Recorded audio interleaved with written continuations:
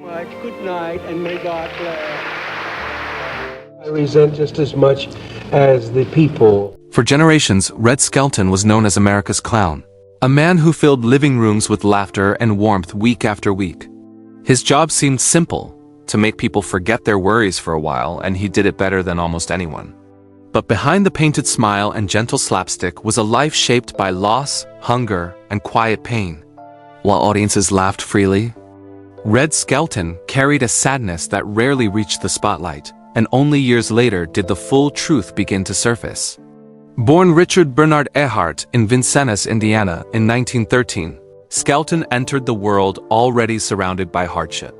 His father died just 2 months before he was born, crushed in a circus accident, leaving the family without stability or income. Poverty followed closely.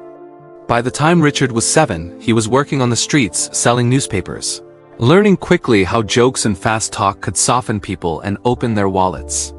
Without realizing it, he was training himself in timing, rhythm, and survival through laughter.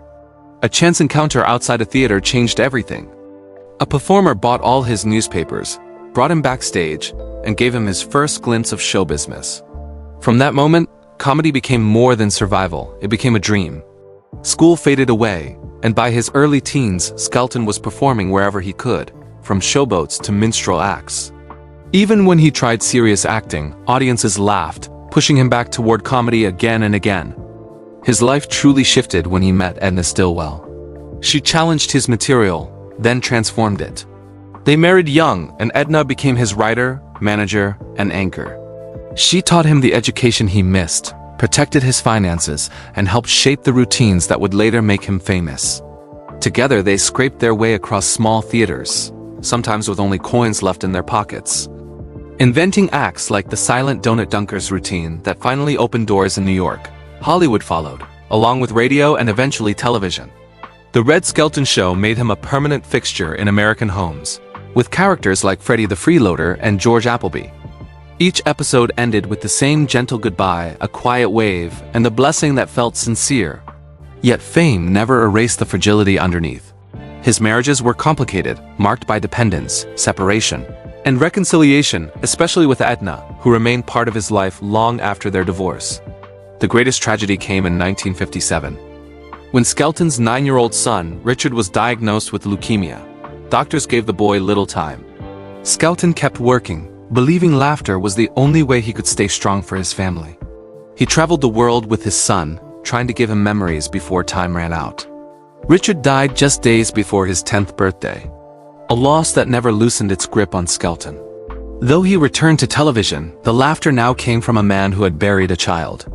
In later years, questions followed about how he coped. Some said he drank, others said he buried everything in work. What remained clear was that he never stopped creating. He painted constantly, mostly clowns, wrote music, and returned to empty stages after shows to remind himself how quickly applause fades. Comedy paid the bills, but art held the pain. After his death in 1997, it was his daughter Valentina who quietly confirmed the truth about her father, not with dramatic interviews, but through preservation. She protected his legacy, supported the Red Skelton Museum, and ensured he was remembered not just as a funny man, but as an artist who survived by creating. His life was not defined by ease or luck, but by resilience, sacrifice, and a belief that laughter mattered most when life hurt the deepest. If you enjoyed this deep look into the life of Red Skelton, share your thoughts in the comments. Like the video and subscribe to Hollywood Bulletin for more classic Hollywood stories. And don't forget to press the bell icon so you never miss what comes next.